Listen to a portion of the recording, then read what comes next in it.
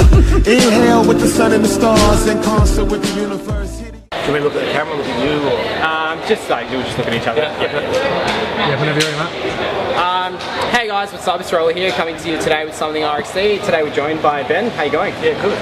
We're over here in CrossFit Melbourne, Schwart or Schwart's Melbourne? CrossFit Melbourne, yeah. We just witnessed the Blue Dinosaur Throwdown 15.5.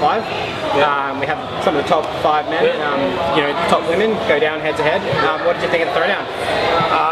Impressive. I mean, to me, the stand-up performance, Khan was amazing. Obviously, did a great time, but I think Ben Gerard, I think he got 5:48. Yeah. At not much over 5 foot. I think that's a really impressive time where probably most of the time, most of the best times in the world are coming from a bit taller guys in this workout. Yeah. And for him to get 5:48 that workout, I think was really impressive at his body weight and height. So that was really impressive. Yeah, I mean that's one of the first things that stuck out. I think this workout came out, just realizing finally workout for some of the taller people to do better. Getting all those calories in the roller, and like we saw it in the throwdown over in America with Camille not doing anywhere near as well as the taller girls. So tell us a little bit about CrossFit Melbourne. When did this start? How did this come about? How did you get into coaching in CrossFit? Yeah, so I had a gym from 2000. Yeah. And in 2007, I came across a little article, 2006, 2007, I can't remember now exactly. I came across a little article in an MMA magazine. Yeah.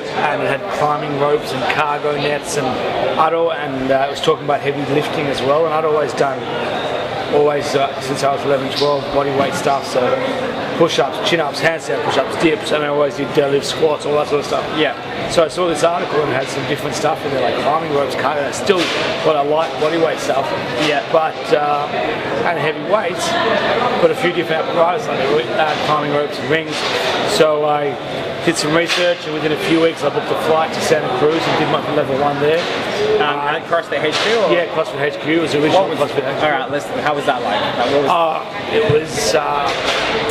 It was pretty awesome. It was I'm not like trying to have a go at the level 1 today or anything like that, but you can't compare it to back then because the level 1 back then, if you hadn't done CrossFit, and it's different because today most people who do level 1 they've done CrossFit for a while. Yeah. I think back then a lot of people had never done CrossFit who would do a level 1. Yeah. So you'd go there and there'd be, say there were 70 people doing the level 1, there'd be 60, 70 other coaches taking it. Oh wow. So what used to happen was, it seemed to me, is it'd sort of be, I don't know how often the level 1 used to be then, but maybe it was like when they were, it'd be like a pilgrimage of everyone from around the States would then come back to the HQ for that level 1. Yeah. And you had all the original sort of fire breathers there. Everyone was there, so it was like Greg Abramson, Nicole, and Annie, all these people. I can't remember all of them.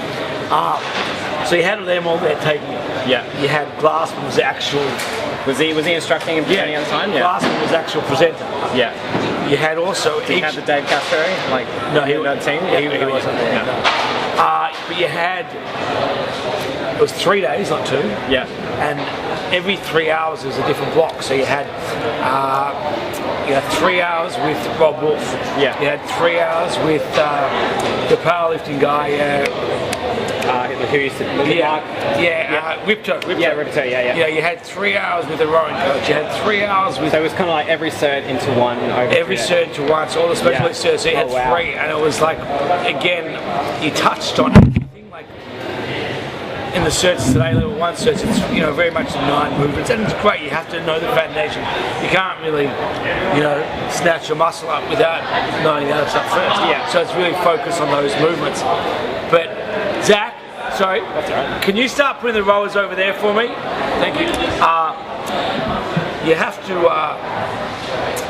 Sorry, you have to go through the foundation. Exactly, but I think it made people fall in love with it more because you touched everything, and there was all the people there.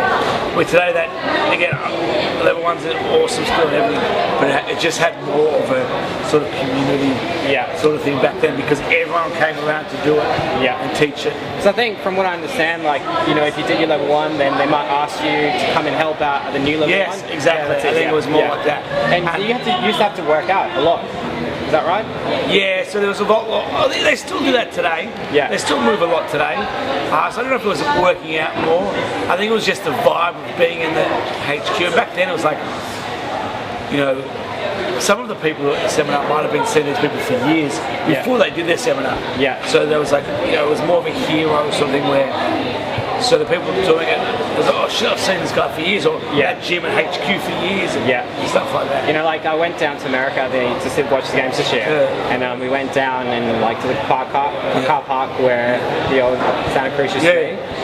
You know, I thought it was really cool, like nostalgic. Obviously, there's nothing there, and it has nothing to do with CrossFit anymore. But like, you know, like it was just really cool to like, you know, I grew up, you know, back in 2005 to 7, like watching the videos, you know, like with Greg, and you see them all come off the same pull-up bar. You know, it's kind of like yours actually. You know, you do develop that sort of like hero type mentality with some of these guys. So it was again, I think probably today people would say that level 1's a lot more educational. Yeah. But I think back then it was more sort of like, I'd say if you haven't like done a passage and, I'd say if you haven't done CrossFit before, it would make you love it more than today's one. And that's not to knock today's one. It's just, you know, it was just, a real sort of eye-opener for people, probably more so than the one today. And like I said, you had all the best coaches there lined up doing their presentation. You know? And like, I think that, you know, this, and I'm going to try and say this in a politically correct way, but like, you know, at the start of CrossFit, you'd have like, you know, people who've just been so enthusiastic about fitness and, you know, gymnastics and weightlifting, just like finally getting to the stage where you like, probably for like a long time, we're just in this bubble, you're like, I didn't realize other people like this stuff as much as I do. Exactly. You know, and you go like, wow, like you like it, and like, and you start realizing like. So it was, in some ways it was a bit cooler because it was a bit more underground. And like no one knew about it. Now it's, a lot of times all people talk about. Well, like, you know, back in the day, you'd see someone with a CrossFit t-shirt. And it was weird. Now there's, you know, CrossFit t-shirts everywhere. So it was definitely cool how it was sort of not known. It was underground. Now you've obviously come to rise as being like a very good coach here in Australia and both the world. Who have been some of the athletes that have shaped you as a coach, and how have you developed yourself as a coach over the years in CrossFit? I don't think any athlete has shaped me as a coach sort of thing. You know, we've had very, very good athletes come through our doors, and we've had to work with, and you know, obviously check. Like last year, since 2009, every year since 2009, we've either had one or two individuals or a team qualifying. Since 2009, so last year, 2014, was the first year we had no one qualify. Which I don't know if any sort of other gym has had that. Obviously, if they own a gym and it's Kalipa or Spiel, they have, because they've qualified every year. But to have, that's a pretty cool thing. We've had someone or a team qualify every year. That's awesome. And you know, this year we're looking to get 2 teams to regionals, which is pretty good as well, considering big one gym. It's not like with multiple. Some people have multiple gyms, and they get a few teams. But that's cool because you've got different areas, different others. We're getting 2 gyms, hopefully, from one region. See you later. And also, no worries. And also we have, you know, only 20 teams that get through this year. So if we can do that, that's going to be. If we can, it'll be amazing. That'd be pretty awesome. Now, what do you think about the region becoming, you know, us getting 30 spots here in Australia, but then getting 5 spots at the top of the echelon? Do you think it's a good thing or a bad thing? I don't think it's a bad, like, I think it's a good thing. Because I don't think you can bag that, because it's a good thing that more athletes get to go there. And I don't have any, like some people say, oh, the Asian region shouldn't get our spots or something like that. But the fact is, that's what they've done. And I think, like, every country has to have their spots. It's like every sport. You go to the 100-meter run. If it was just the best guys, it would just be the Americans and the Jamaicans. Do you know what I mean? So to grow the sport, you have to go to every country and have the athletes have their chance. I agree with that. It probably maybe takes away from a bit of Asia that they're not having their own regional. You know, for that part, I don't think you can whinge about losing spots, because then the individual athletes have more spots. So I think it's a give and take. I think there's nothing wrong with it. As a coach, what have been some of the challenges that you've seen as CrossFitters growing to the masses, and more people are doing it now? Have you found it harder because the entry level, you know, sometimes people coming in, they've never done CrossFit before, and they're not like that fitness enthusiast that, you know, probably had a background, or do you find it better now that people, their first form of fitness is CrossFit? It's so different. It's so different. Like sometimes I think the best person is someone who's never done it. Yeah. Because sometimes I'll get guys who move the best have never played a sport because they've got no injuries. So you can have some guys who are really fit, really strong, awesome athletes in rugby, football, cricket, whatever, but their body might be banged up. Yeah. So all of a sudden there's a guy who was never a good athlete, but he can snatch way more than him can do because he's got no issues. Yeah. No mobility, no injury issues. So you've got a guy who's a really good athlete getting smashed by someone who was probably never played a sport at school. Yeah. But then obviously, you can get guys coming from the sport like Khan and come from nowhere and all of a sudden in a quick, short time and make a massive impact. Yeah. Yeah, definitely. Who do you think is going to make it from Australia over to the games this year? Who is your top 5 call? For the girls or guys? Both. With the guys, it's hard because there's so many good guys. There are so many good guys, and years before there's sometimes been a weighting to gymnastics or a weighting to heavy weights. What do you think is going to happen this year? I've got no idea. Yeah. I've got no idea. Because the Open kind of turned everyone around. Open, that really surprised me. Yeah. But there's obviously your Rob Ford. You're going to have to kill him for him not to qualify. Yeah. And Brandon as well. Everyone wants to always try and leave him out, but he's a bloody good athlete and he always makes it happen when it counts. So I think he'll be there again. And Khan, Khan's sort of new on the scene still. Made it last year. I think he'll make it this year. Yeah. Dean, he's coming top in the region. I think Kyle's an animal if he can get his stuff together. There's 5 spots now, so he could do it. Benny Gerard, obviously. I mean, that was one of.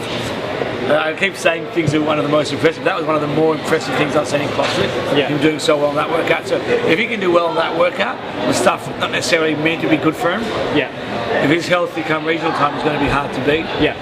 And I've said a few guys, but I also think I'm a big fan of Paddy's, Fitzsimmons. I think if workouts go his way, and Rory as well. Yeah. I think Rory's really going to. Rory wins workouts. Yeah. He actually wins workouts. So I think last year he won 2 workouts, maybe. Yeah.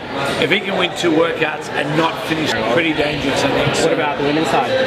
Women's side, I mean, it's 4-5 spots now. It's actually really exciting. It's wide open because you've lost Pip and Ruth. I mean, those 2 are definitely you think going to qualify. So it's right over. I mean, obviously Cara, and from my standpoint of view, I'd obviously love Dee to obviously qualify as well. Yeah. I think Amy Dracup's there. Jess Coughlin could be her year this year. Yeah. Yeah, she's had. She's been so close. Yeah, she's been so close and a tough sort of initiation in terms of being so close on. So it could be her.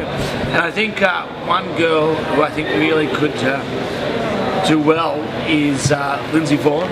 Yeah. I don't really know her that well, but she was at our challenge and she was I said to the guys then, she was one of the girls who I could see. Some people you can see them as a regional winner or qualifying for the World Games. Yeah. She's definitely one I could see. Yeah. She's definitely one up there, Lindsay. Anyone else? I'm sure I forgot someone and I'm an arsehole. There's so many people there. Yeah, Alino from our side, she's been in the top 5 every time. There's so many good girls. Yeah, but it is really open. That sort of probably 4th, probably that 5th spot is just really exciting because someone's going to get opportunity that maybe last year they never thought possible. Yeah, definitely. But now because there's 5 spots. Yeah. Again, maybe I'm being wrong. Maybe there's someone in the Asian region. I'm not sure if there's any. Yeah. I'm not sure their scores haven't really looked. Yeah, no, I can't say I've been. So there could be someone from there. Again, it just depends on how that breakup is. Yeah, definitely. We'll tell you just a small break, guys, and we'll come back and continue talking to Ben. Yeah. Did you want to sit so you're not standing the whole time? Or? No, good. Cool. Go. And we're back, guys. So another thing I want to talk about is the Open this year. Very different to other years. Obviously, they changed. Week 1, we had 2 workouts instead of 1. We had hard movements, both with the muscle up and the handstand push-up. A lot of.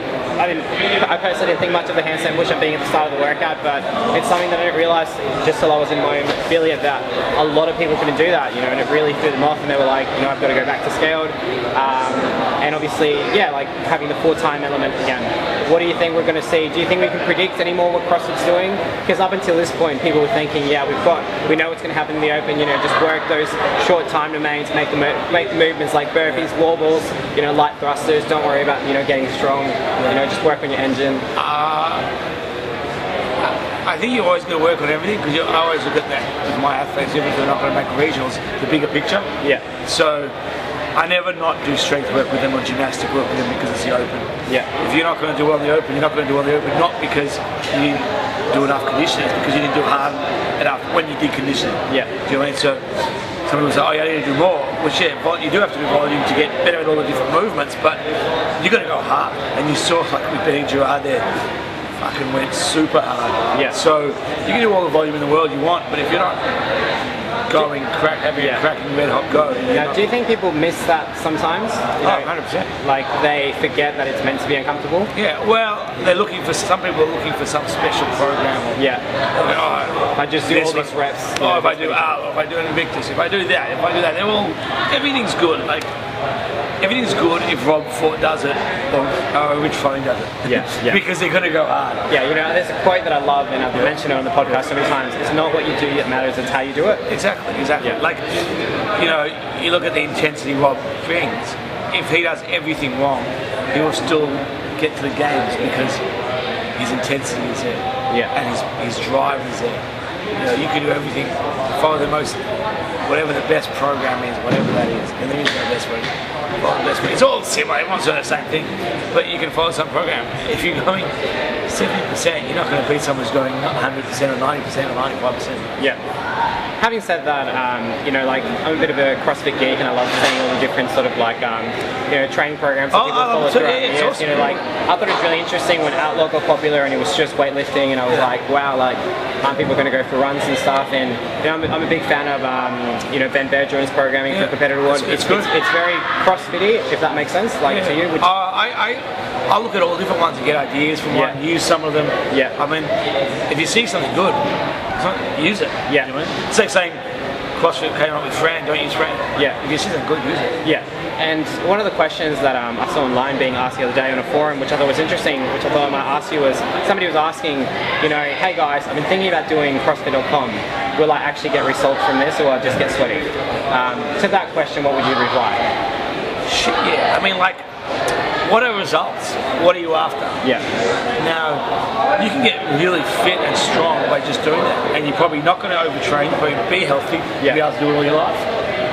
Now, if you do one of the competitor sort of programming, you are more likely to get injured, not because CrossFit's going to injure you, just if you're good at anything, you're going to get injured. Yeah. If you're good at croquet, you'll probably get injured. If you're good at chess from doing this all day, you'll probably get injured. So you get really good, are you going to be able to compete against Rob Ford or Rich Froning? No. But doesn't mean you're not good. Yeah. So like, you're just not the best. Yeah. You're not the best, depends what you're after. You could be a really good soccer player playing at your local bar. Yeah. Doesn't mean you're going to play World Cup. Yeah. Do you know that? And what some people think is that if they train like which one they're going to do that, like, it's not just training, like, it's the intensity and bringing it, all that sort of stuff. And doing it I think again, people too quickly want to go to multiple training sessions a day and all this sort of stuff. And I will say, you know, from my experience, like, Chris Hogan won the regionals 3 times, Amy Jacob won the regionals and came, you know, top so many times, trained once a day. Now, are people better than them today training multiple times a day? Yes. But they were bloody good when they won the regionals. If you're as good now as they were back then, you'd be doing okay, and they were training once a day. Yeah, definitely. The reason why I asked that is because, you know, what I see CrossFit to be online, you know, with all these different programs, is that, you know, it used to be about you have one workout, you know, it might be full time, or it might be, it's about, you know, for example, it's about something else, as an example, right? Or it might be 5 sets of 5 overhead squats, find your 5 rep max. And, you know, like, and people would bring everything they had to that because that was a session, you know, like, you saw 5x5 and you're like, all right, like, I need to get everything I can out of this 5x5 because that's it. But now people are getting used to, like, no, well, I've got my strength at the start and then the skill work afterwards, and I've got my ring dip EMOM, and then I'm going to do this other conditioning piece for time. So, you know, what CrossFit is seen to be like for some of the new people coming into the sport looks different than what it used to. Yeah. Well, a lot of people beforehand, when I started CrossFit, so I was using it for like grappling and mixed martial arts. Yeah. So, yeah, you did that much work. for that. Now it's people's sport. Yeah. So you got people leaving their sport or whatever, or it's their hobby, so they do more because they want to get up the ladder quickly. Yeah. Some people want to be awesome, you have to do more. But some people do it too quickly and don't get to enjoy it. And like you ask the guys like Khan or Ben over there, they'd much rather train once a day and do an hour session, hour and a half. But they can't now because now they're at the point where they can't. So while you can do it, enjoy it. Yeah. You know? Because you're not going to be, most people aren't going to become a Rob Ford or a Cam Porter tomorrow. It's going to take some time. Yeah, definitely. Now, with that being said, what do you, to the regular person listening, you know, and if you're listening, don't take it to be that this might be the secret to making you get to the games, but what do you think makes a good athlete? What's the quality, or what's the trait that you know? The two most important things are moving well. Yeah. If you don't move well, you're not going to get very far. Yeah. I say this all the time. So body awareness? Well, you have to have good technique. Like if you're clean jerking and you're like people yesterday about this, if you're clean jerk, your best clean jerk is 70. But it looks like shit. Yeah, you could do 72 and a half and press out and look like shit and you don't even know if it's a jerk or press, the thrust or whatever. Yeah. But really that's not your aim at the end of the day, is to get to 80, to get to 90, to get to 100, to get to... No, that's not going to happen if you move like shit. Yeah. So you've got to get it moving right so you can keep moving forward. So it's not, I always say, it's not about lifting today, it's about tomorrow and the next day. Yeah. If you're lifting it in a way that's not going to make you faster or stronger, you got to change it. Yeah. You got to fix it. Yeah. That's one thing. The other thing is you have to get rid of it in between ears. Between the ears. And, you know, like some of the people I've worked with, like Starker D, they are just, their lung capacity is ridiculous. D, I think, is a natural lung capacity. Alice, I don't think is natural. This girl's lung capacity is like one of the freakiest things. She will do the hardest thing, again, walk away like it's nothing. But I think it's natural. I think it's just that she's decided, I have to do this, this, and this. I'm going to do it. And like, it might hurt a little bit. I'm not going to make a face. I'm just going to do it. Where normal humans like us, we might say, yeah, we're going to start like that, and all of a sudden it gets hard, and we just, I'm fucked. I mean, the conversation inside your head is different. You go like, I don't want to do it anymore. Oh, it hurts. I should stop now. Where she doesn't do that. She will just go, walk forward, controlling all the best guys. They'll just accept that they're in that now. You can move really well though, and not have good technique, and you're not going to be good. Because then you're just pretty. And you can then have the biggest heart ever and be really inefficient. I mean, if you saw today the thrusters there, you know, the guys who did really well, the thrusters were just easy, you know. Ben Gerard's thrusters, D's thrusters, and they're just so efficient, you know. Their knees weren't coming in, their feet weren't rolling in, their feet were flat, chest was up, they were so vertical. You know, from that front squat position, so their position was just beautiful. So there was no wasted energy tipping forward, knees coming in, all that sort of stuff. So you need lung capacity, and you've got to move well and efficient. And keep trying to get things more efficient, Now, to the other people that probably listen to are coaches and, you know, affiliate owners, what do you think makes the best coach, and what do you think makes a good affiliate owner? I think the same thing. The most important, I don't think I'm necessarily the best coach at anything. I do get good people around me helping me as well, which is also a good thing. A lot of coaches have an ego where they're scared if someone else is helping their star athlete or something like that. I don't have any of that. So I think the most important thing, the affiliate owner and the coach, is to care about people. Care about, if you care, you'll become good. I've seen a lot of people in all different sports who are awesome athletes or have amazing knowledge, but they literally don't care about people. So you can have all the knowledge in the world, but if you don't care about every person in your gym as an affiliate owner, if you don't care about every athlete, you truly care about them, where you go to bed thinking about them, which is what I do, then you can't be a good coach. You can't be a good coach. And also, I want everyone to be their best. So from whatever class, whatever person, I want them to be their best. I don't care if they're not going to be cross games there. I want them to be their best. I hear like they've achieved something. And feel good, and that they, you know, they feel like they got where they go to their gym, they can say, you know what, it's bloody cheap for what I get. Yeah. What my coaches give me is nothing compared to what. Like actually, so much giving people value. Yeah. You know. Yeah. And I like that you say that because you know people. I do think affiliate owners can get lost in that. Yeah. You know, not realizing that it's simple. It's something that's annoyed me when I started CrossFit at the beginning. It was all about spreading through word of mouth. Yeah. All about spreading through word of mouth and good quality. Today, you know, unfortunately, people talk about sales tactics and how to sign people up. It was so much back then trying to get away from being a normal gym. Yeah. Now it's gone back to how to sign people up.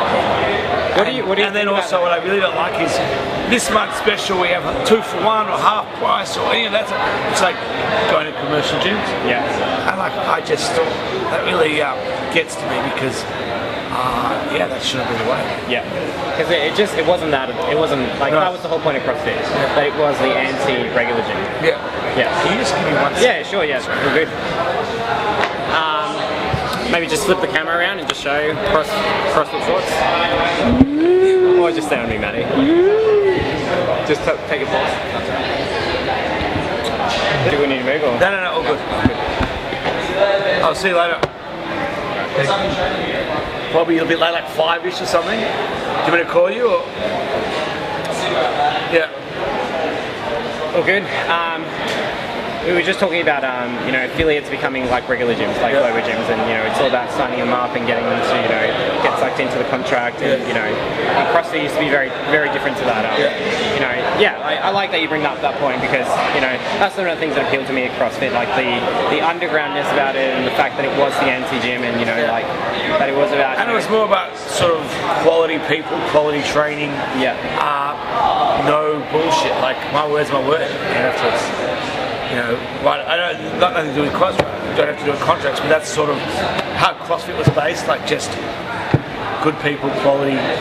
Your word's your word. Yeah, even to the point like I remember when I first got into CrossFit, like supplements weren't a thing, like just wasn't in the community, and like it was like, well, that personally was one of the biggest selling points to me about it because I was just never a big fan of them, and it was like, oh, awesome, find the people that aren't taking these things. Yeah.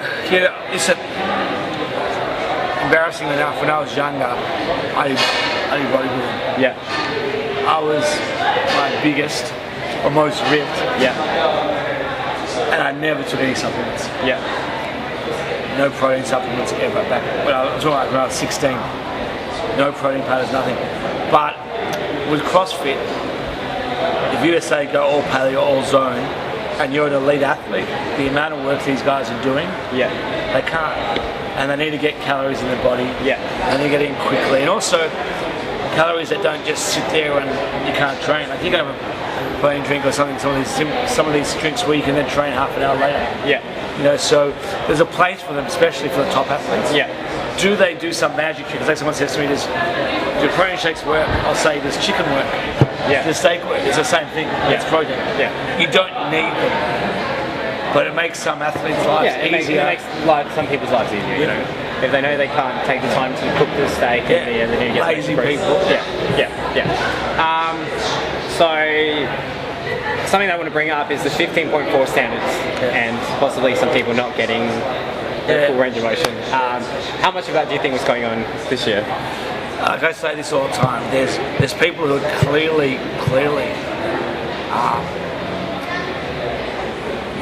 cutting corners. Yeah. And then there are people who are actually just innocent but just don't know the standards, don't understand the standards. Yeah. There's a lot of affiliate owners do CrossFit for 3 minutes and open up a gym. They don't have strength backgrounds, they don't have gymnastic backgrounds. They don't know. I don't want to seem negative about CrossFit, but they don't really know much about physical condition or training. So they're not doing it on purpose, some people are just innocent. I've got a girl, I was talking about this story. Her husband owns a gym. I was helping her train whatever, she's from Perth, and she came in one day and she's doing wall balls. Do you mind if I swear? No, it's alright. I go, X, what the fuck are you doing? Yeah. She was going a quarter of the way down. I go, I'm doing wall balls. I go, that's not the standard. I go, you got to go all the way down for wall balls. She goes, oh, I didn't know that. Yeah. Her husband owns the gym. She's not a bad person, she's not dodgy. Yeah. She's just some goes through. Some people just don't know. Yeah. And some people don't listen. And some people don't listen. Now I've got one of my coaches. He was at a weightlifting seminar, not a CrossFit one, just a but this guy, and it's not just CrossFit, it's any gym owner. Yeah. It's any, like I say, 95% of personal trainers is shit. Like I'm not knocking CrossFit, it's just anyone who's coaching. It could be coaching soccer, it could be coaching football. Anyone who's coaching. You can have little league soccer coaches who don't know anything about soccer. Maybe it's the kid's dad. Yeah. Do you know what I mean? Now, with this instance, the guy goes to my coach, this guy was opening an affiliate next week. He said, I'm not sure which one's a snatch grip, which one's a clean grip. So there's a lot of people out there who don't know. Yeah. And it's become, again, it's not CrossFit, it's even people open CrossFits now as a business. And that's cool. I mean, you got to pay the bills. I've got kids, I want to go to school, I want to pay their bills. But a lot of them, it's a business only and first. They've got no idea. Yeah. They've got no idea how to do what is a strict chin-up? What is a strict push-up? Do you know what I mean? But I make fun of this. You know, a lot of people in commercial gyms knock CrossFit for their kipping chin-ups. And I'll say, our athletes will do more strict pull-ups than yours. And the chin-ups they're doing at commercial gyms, they're not strict pull-ups either. No, of course not. They're swinging, they're still doing this thing. Oh yeah, it's funny. So they're knocking CrossFit, but they're not doing a strict pull-up. I wouldn't count any of them. 99.9% of people strict pull-ups in a commercial gym. I would not count one of them. Yeah. It's the whole fitness industry. Yeah, definitely. You know, I'll bring this up. We were at the Arnold Classic 2 weeks ago down here in Melbourne, and there was like a pull-up competition, and they were counting anything going past the bar, whether it was the forehead or the hair or the eyes or the chin. So you know, it was one of those moments where, you know, like people are just so comfortable giving CrossFit crap, or just anybody involved in CrossFit, and it's just, you know, never take the time to. You don't give anyone in the fitness, powerlifting, weightlifting, normal gyms, any sport. I mean, again, sometimes they show these highlights of CrossFit fails, and it wasn't even a CrossFit. Oh yeah, most of the time they're not CrossFit. It was a weightlifter. They just fitness fails. It was a weightlifter. It was a powerlifter. It was someone else. Gymnast. It was most of the time just, you know, regular Globo gym, you know, situation. I mean, I could go in a video. I was away with someone. I was in a normal gym. I could have posted thousands of photos of fails in a normal Globo gym. Yeah, no, definitely. All right, thank you very much, Ben. Nice. Appreciate your time. We won't keep taking you away. You've got a lot to do. Thanks for coming on the show. Nice. Thanks for listening, guys. Take care and peace. Let's see if we need to move on. No, all good. I'll see you later. Probably a bit late, like 5-ish or something. Do you want me to call you or? Yeah. All good. We were just talking about, you know, affiliates becoming like regular gyms, like Globo gyms, and, you know, it's all about signing them up and getting them to, you know, get sucked into the contract, and, you know, and CrossFit used to be very, very different to that. You know, I like that you bring up that point, because, you know, that's one of the things that appealed to me at CrossFit, like the undergroundness about it, and the fact that it was the anti-gym, and, you know, like, that it was about... And it was more about sort of quality people, quality training. No bullshit, like, my word's my word. You know, I don't, not nothing to do with CrossFit, don't have to do with contracts, but that's sort of how CrossFit was based, like just good people, quality, your word's your word. Even to the point, like, you know, I remember when I first got into CrossFit, you know, like supplements weren't a thing, like just wasn't in the community, and you know, like it was like, well, that personally was one of the biggest selling points to me about it, because I was just never a big fan of them, and you know, it was like, oh, awesome, find the people that aren't taking these things. Listen, embarrassingly enough, when I was younger, I did bodybuilding. I was my biggest or most ripped. And I never took any supplements. No protein supplements ever. Back when I was 16. No protein powders, nothing. But with CrossFit, if you just say go all paleo, all zone, and you're an elite athlete, the amount of work these guys are doing, they can't. And they need to get calories in their body. And they get in quickly. And also, calories that don't just sit there and you can't train. Like you can have a protein drink or something, some of these drinks where you can then train half an hour later. You know, so there's a place for them, especially for the top athletes. Do they do some magic trick? Like someone says to me, do protein shakes work? I'll say, does chicken work? Does steak work? It's the same thing. It's protein. You don't need them. but it makes some athletes' lives easier. It makes some people's lives easier, you know. If they know they can't take the time to cook the steak and then get lazy people. Yeah. So something that I want to bring up is the 15.4 standards and possibly some people not getting the full range of motion. How much of that do you think was going on this year? Like I say this all the time, there's people who are clearly cutting corners. Yeah. And then there are people who are actually just innocent but just don't know the standards, don't understand the standards. Yeah. There's a lot of affiliate owners do CrossFit for 3 minutes and open up a gym. They don't have strength backgrounds, they don't have gymnastic backgrounds. They don't know. I don't want to seem negative about CrossFit, but they don't really know much about physical condition or training. So they're not doing it on purpose, some people are just innocent. I've got a girl, I always talk about this story. Her husband owns a gym. I was helping her train whatever, she's from Perth, and she came in one day and she's doing wall balls. Do you mind if I swear? No, it's alright. I go, X, what the fuck are you doing? Yeah. She was going a quarter of the way down. I go, I'm doing wall balls. I go, that's not the standard. I go, you got to go all the way down for wall balls. She goes, oh, I didn't know that. Yeah. Her husband owns the gym. She's not a bad person, she's not dodgy. Yeah. She just, it goes through. Some people just don't know. Yeah. And some people don't listen. And some people don't listen. Now I've got one of my coaches, he was at a weightlifting seminar, not a CrossFit one, just a but this guy, it's not just CrossFit, it's any gym owner. Yeah. It's any, like I say, 95% of personal trainers is shit. Like I'm not knocking CrossFit, it's just anyone who's coaching. It could be coaching soccer, it could be coaching football. Anyone who's coaching.